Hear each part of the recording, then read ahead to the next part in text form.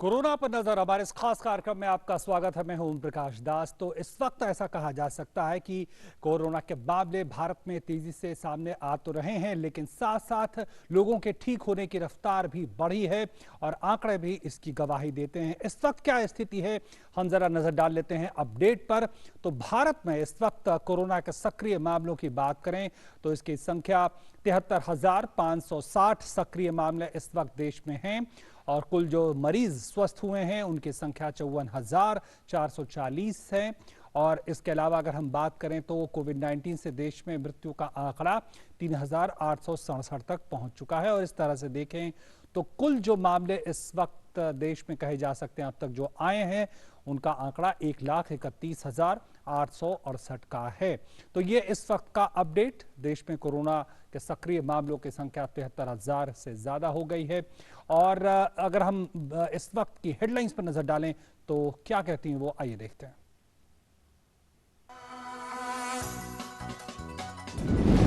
हवाई सड़क यातायात और बंदरगाहों पर अंतर्राष्ट्रीय आवागमन के लिए जारी हुए दिशा निर्देश। आगमन पर जरूरी होगा 14 दिन क्वारंटाइन। घरेलू यात्रा के भी सामने आए दिशा निर्देश।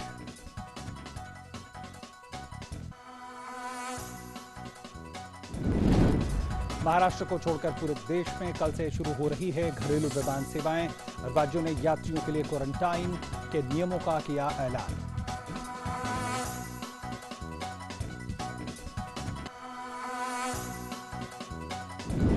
अगले 10 दिनों में भारतीय रेल घर पहुंचाएगी 36 लाख श्रमिकों को उनके घरों तक।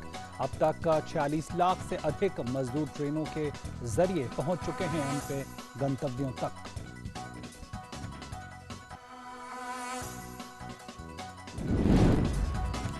और जम्मू कश्मीर, केरल और कर्नाटक के तटीय इलाकों में सोशल डिस्टेंसिंग के साथ मनाई जा रही है ईद। पूरे देश में कल मनाई जाएगी ईद। मुस्लिम धर्म गुरुओं ने की अपील, बनाए रखें सामाजिक दूरी।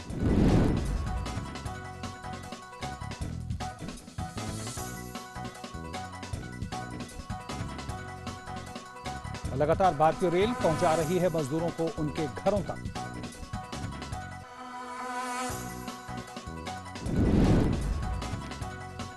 और ईद आज देश के कुछ हिस्सों में मनाई गई। पूरे देश में कल मनाई जाएगी ईद। मुस्लिम धर्म गुरुओं ने अपील की कि जमा ना हो एक जगह और सोशल डिस्टेंसिंग का रखें ध्यान।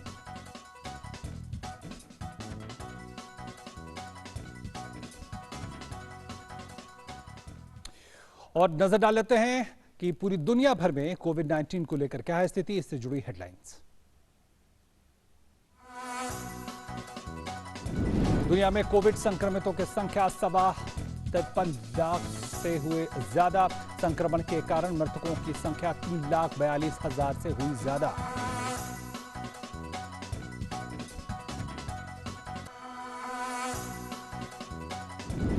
अमेरिका अभी भी कोविड से सबसे ज्यादा पीड़ित। 16,22,000 से ज्यादा हुए मामले। वहीं ब्राजील में तेजी से बढ़ते मामलों के कारण संक्रमण के मामले में वो पहुंचा नंबर 2 पर। ब्राजील में करीब 3.5 लाख मामले।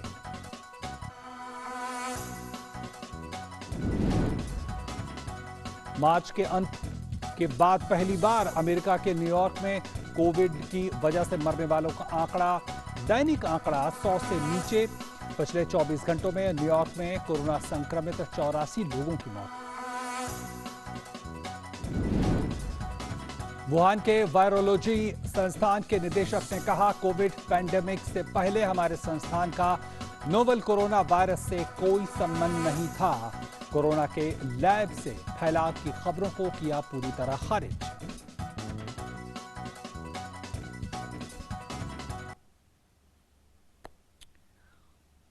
और जरा अब नजर डाल लेते हैं पूरी दुनिया में कोविड-19 की क्या स्थिति है। जो टॉप 10 कंट्रीज हैं, शीर्ष के 10 देश हैं, उनका आंकड़ा क्या कहता है, जरा हम एक बार नजर डाल लेते हैं इन आंकड़ों के जरिए।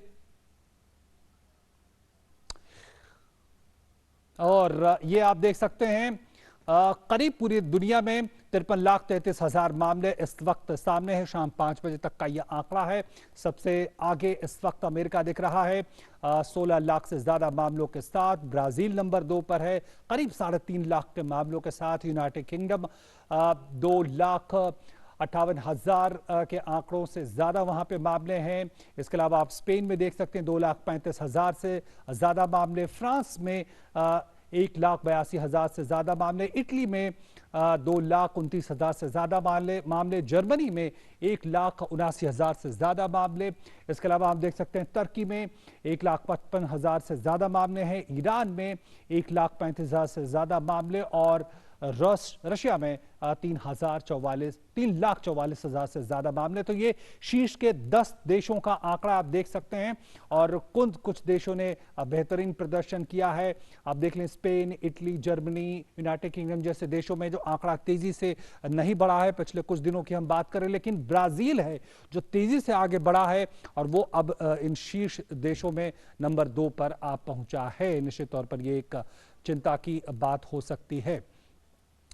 वहीं कल से देश में घरेलू विमान सेवाएं शुरू हो रही हैं। कल राजधानी दिल्ली से पहली घरेलू उड़ान सुबह 4:30 बजे रवाना होगी। हालांकि महाराष्ट्र ने कहा है कि 25 मई से कम उड़ानों का संचालन किया जाना चाहिए। पश्चिम बंगाल ने केंद्र से 31 मई तक राज्य में उड़ानें शुरू न करने का आग्रह किया है। इस बीच अन्य राज्यों ने विमानों के जरिए आने वाले यात्रियों के लिए क्वारंटाइन के लिए नियम बनाए हैं।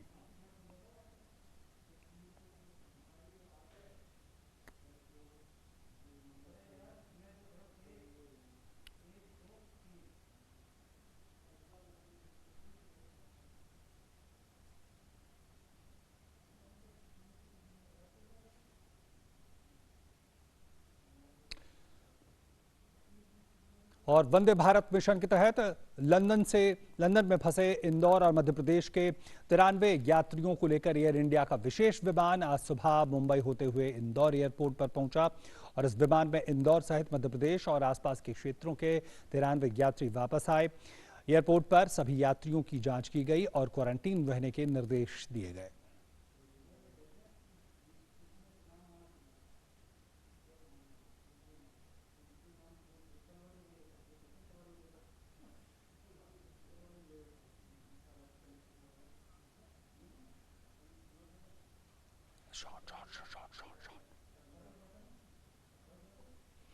और कोरोना संकट के वक्त में भारतीय रेलवे मानवीयता की मिसाल बनकर उभरी है। रेलवे ने अब तक करीब 46 लाख प्रवासी कामगारों को उनके घरों तक पहुंचाया है और अगले 10 दिनों में 36 लाख और श्रमिकों को उनके गंतव्य तक पहुंचाने की योजना है। और यही नहीं, 1 जून से शुरू हो रही रेलवे की 100 जोड़ी ट्रेनों में बुकिंग का काम भी जारी है। तो साथ ही वो PPE किट और मास्क बनाने के साथ ही लोगों को भोजन के पैकेट भी मुहैया करा रही है।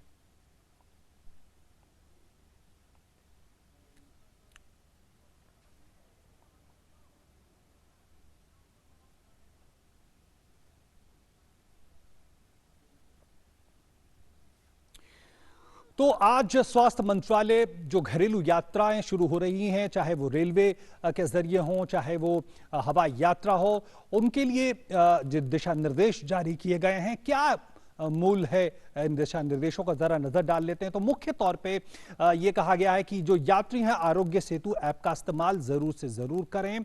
ये उनके लिए और बाकी लोगों के लिए भी बहुत अच्छा रहेगा, उससे जानकारी मिल सकेगी। इसके अलावा प्रस्थान बिंदुओं पर यानी जहां से आप जा रहे हैं वहां पे थर्मल स्क्रीनिंग की व्यवस्था होगी और अगर आपको लक्षण है तो यात्रा करने की अनुमति नहीं होगी। इसका मतलब ये बिना लक्षण वाले लोग की ही यात्रा की अनुमति दी जाएगी। इसके अलावा यात्रियों को 14 दिनों के स्व निगरानी में रहना होगा।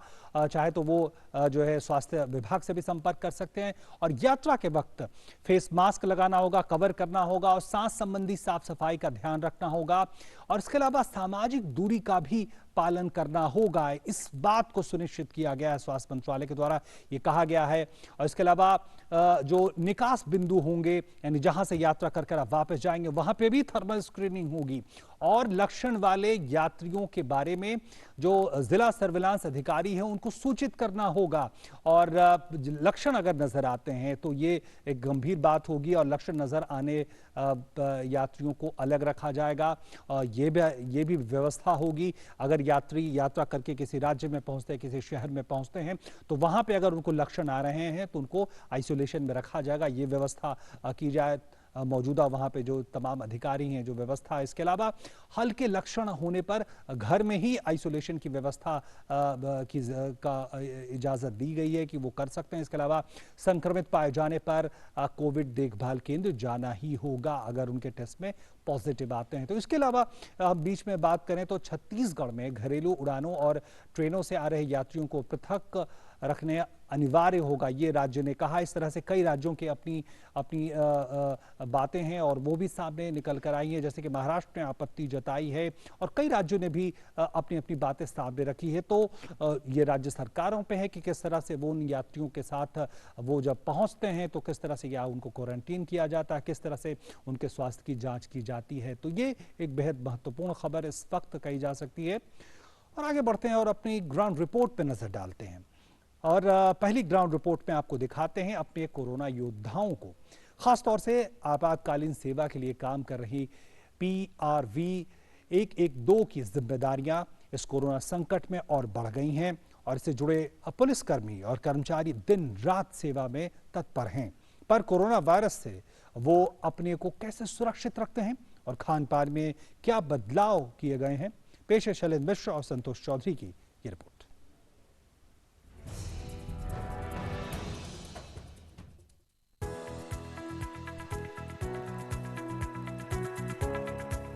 कोरोना के संकट में कोरोना योद्धाओं के सामने दोहरी चुनौती है। पहली, दूसरों को सुरक्षा और सेवाएं देना और दूसरी, खुद को स्वस्थ रखना। इसीलिए PRV 112 के मुख्यालय में काम करने वाले लोगों के लिए पूरे इंतजाम किए गए हैं ताकि स्वस्थ रहकर पूरे जोश के साथ इस कोरोना संकट के समय लोगों की मदद की जा सके।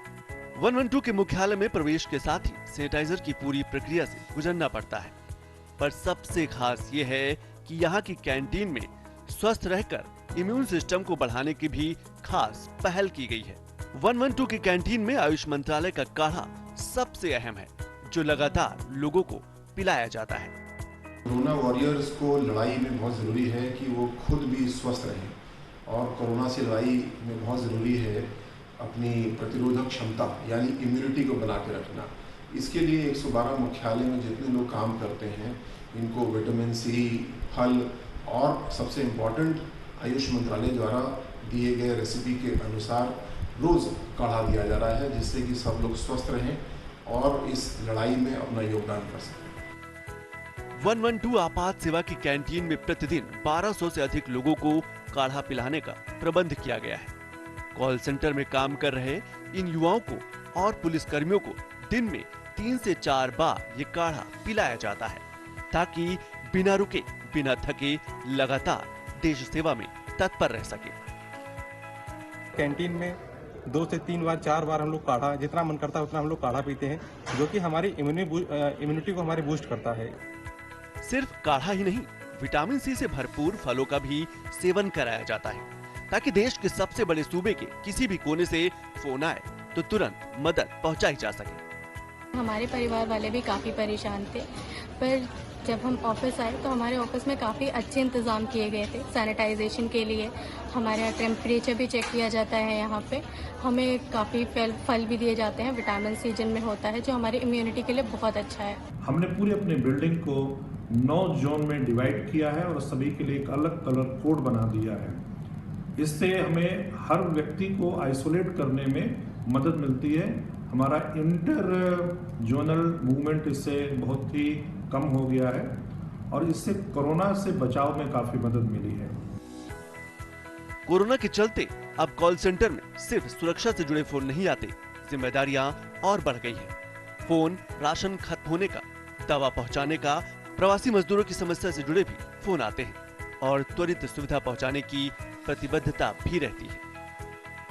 संक्रमण काल के दौरान हमको लगभग 6 लाख से अधिक कॉल्स प्राप्त हुई, जिसमें अधिकतर भोजन के लिए, एम्बुलेंस के लिए, लॉकडाउन के उल्लंघन के संबंध में, दवाओं के संबंध में कॉल्स थी।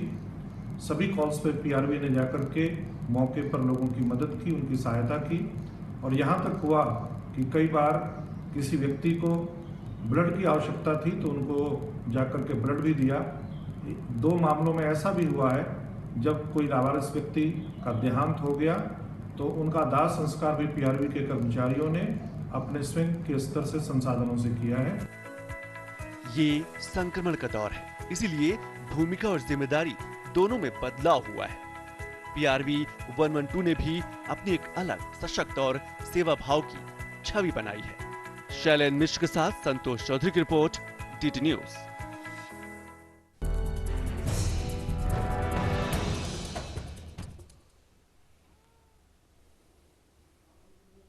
और कोरोना के चलते लॉकडाउन में लोगों के सामने कई तरह की समस्याएं सामने आई। ऐसा में आर्थिक रूप से कमजोर महिलाओं की बात करें तो उन्हें राशन तो मिल रहा था पर सैनिटरी नैपकिन जैसी जरूरी चीजें नहीं मिल पा रही थी। इसलिए दिल्ली में महिलाओं तक सैनिटरी नैपकिन पहुंचाने का जिम्मा भी कुछ जागरूक महिलाओं ने उठाया। कैसे? पेश है हमारी ये रिपोर्ट।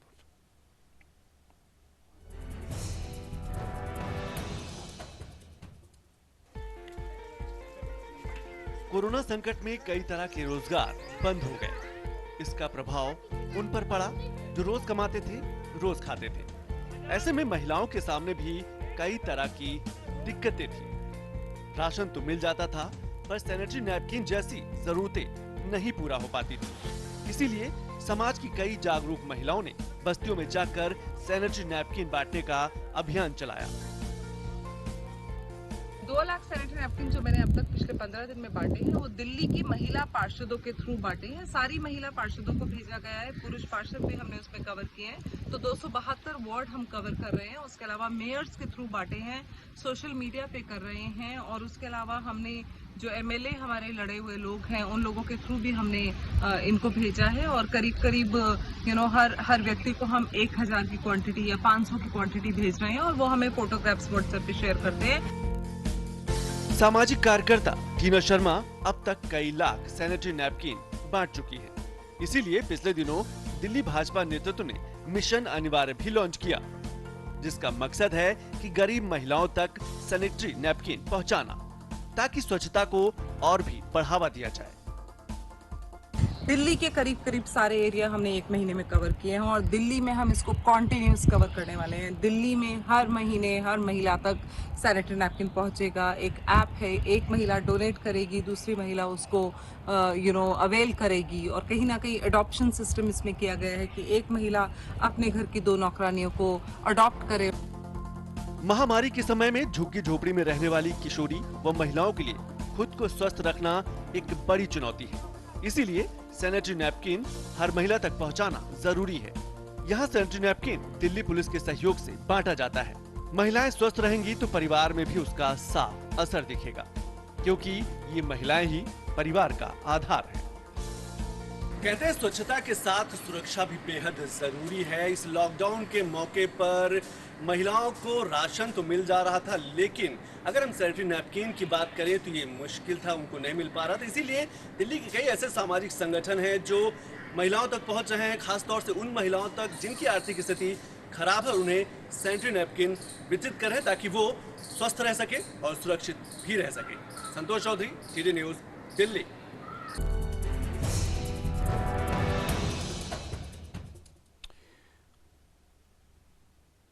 और बात हरियाणा की करते हैं, जहां सरकार ने 1 करोड़ मास्क बनाने का लक्ष्य रखा, जिसमें स्किल डेवलपमेंट मिशन और विश्वकर्मा विश्वविद्यालय ने 20 लाख मास्क बनाकर सरकार को सौंपने का फैसला किया।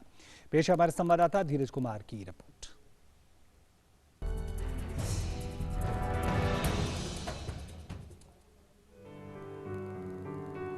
वैश्विक महामारी कोरोना से बचाव के लिए मास्क पहनना जरूरी है। आम आवाम तक मास्क की जरूरत को पूरा करने के लिए हरियाणा सरकार ने 1 करोड़ मास्क बनाने का फैसला लिया है। सरकार के इस लक्ष्य को फलीभूत करने के लिए श्री विश्वकर्मा कौशल विश्वविद्यालय और हरियाणा स्किल डेवलपमेंट मिशन ने 20 लाख मास्क बनाने का फैसला लिया। इस फैसले से कई गैर सरकारी संगठन, विमुक्त जनजाति कल्याण संघ, पंचायत की महिलाएं मुहिम की भागीदार बनी है।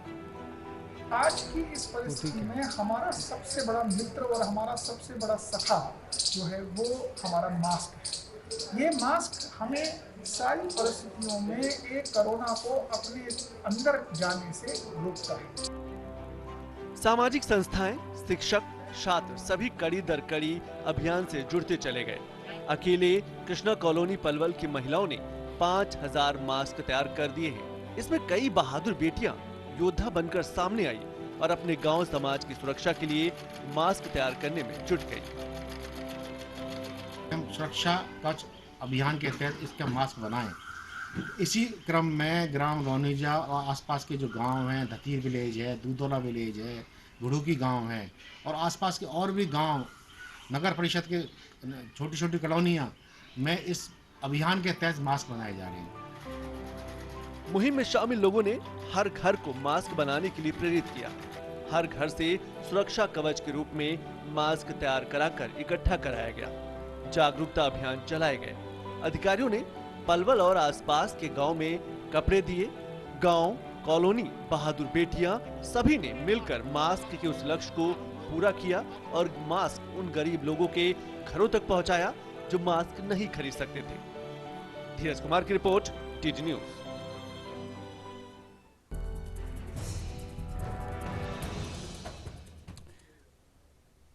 और देवरिया में भी मास्क बनाकर लोगों को दिया जा रहा है रोजगार। इसी पे आधारित देखिए हमारी ये रिपोर्ट। 2 गज की दूरी और चेहरे पर मास्क, ये है कोरोना से सुरक्षा के उपाय।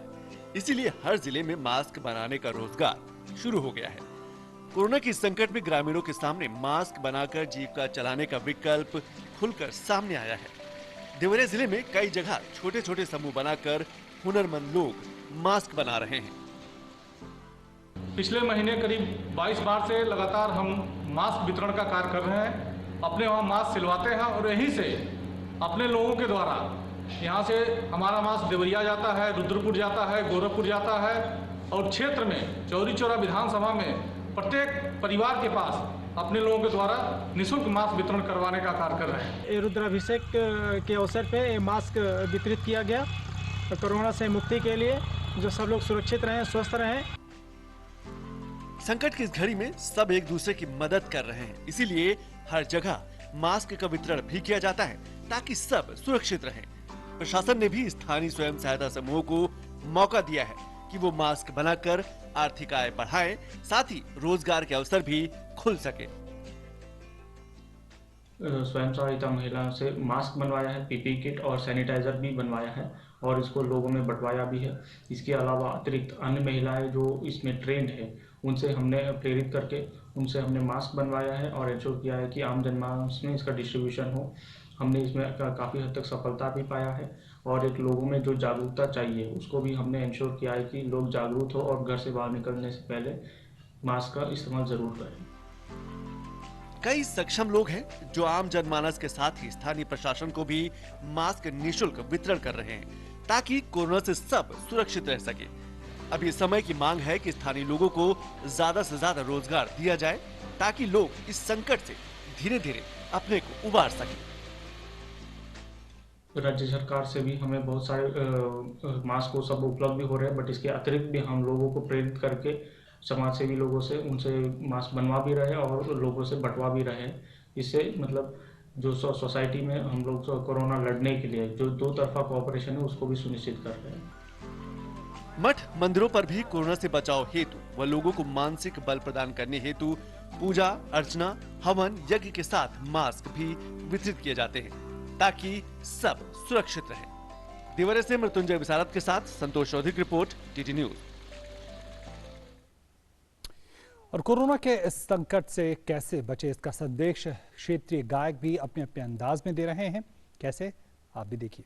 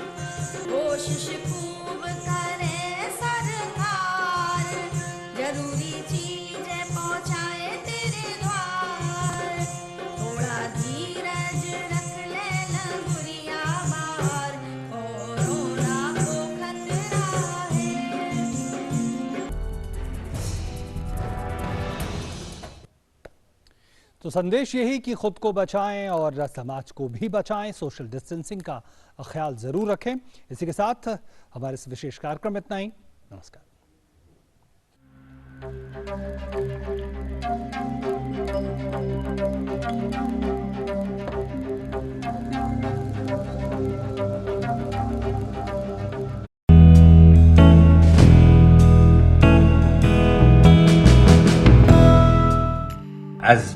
As being a bowler all the time in my life and playing the game, I've always understood the small things has given me success.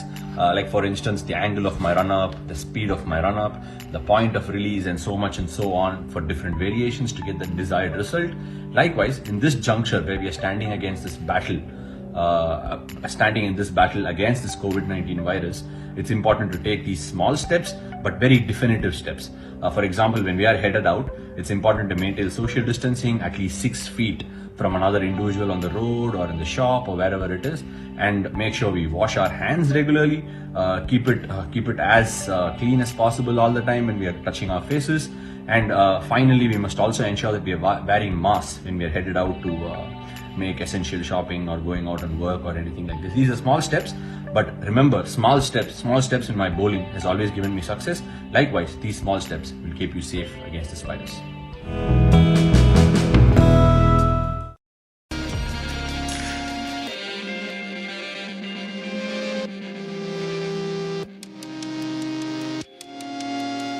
Corona virus से बचाव को लेकर सबसे पहले हमें यह सोचना चाहिए कि इस वायरस को फैलने से कैसे रोका जाए और किस प्रकार स्थिति को नियंत्रण में रखा जाए।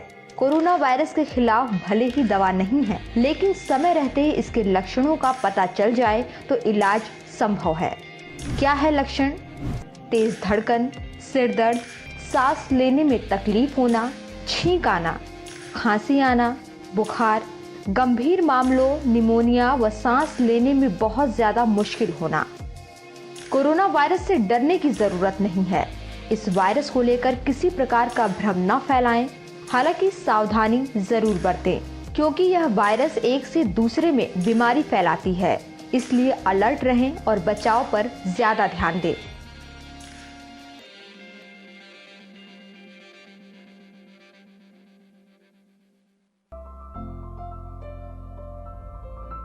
क्या मुझे एक मेडिकल मास्क पहनना चाहिए? यदि आप स्वस्थ हैं तो आपको मास्क पहनने की जरूरत तभी होगी कि अगर आप किसी ऐसे व्यक्ति की देखभाल कर रहे हों जिसे कोविड-19 का संक्रमण है। अगर आप खांस रहे हैं या छींक रहे हैं तो मास्क जरूर पहनें।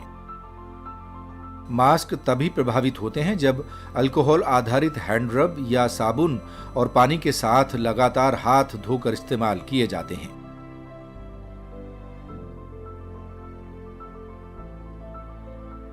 मास्क जैसे ही गीला हो जाए तो उसे तुरंत बदलें और एकल उपयोग वाले मास्क का पुनः उपयोग न करें।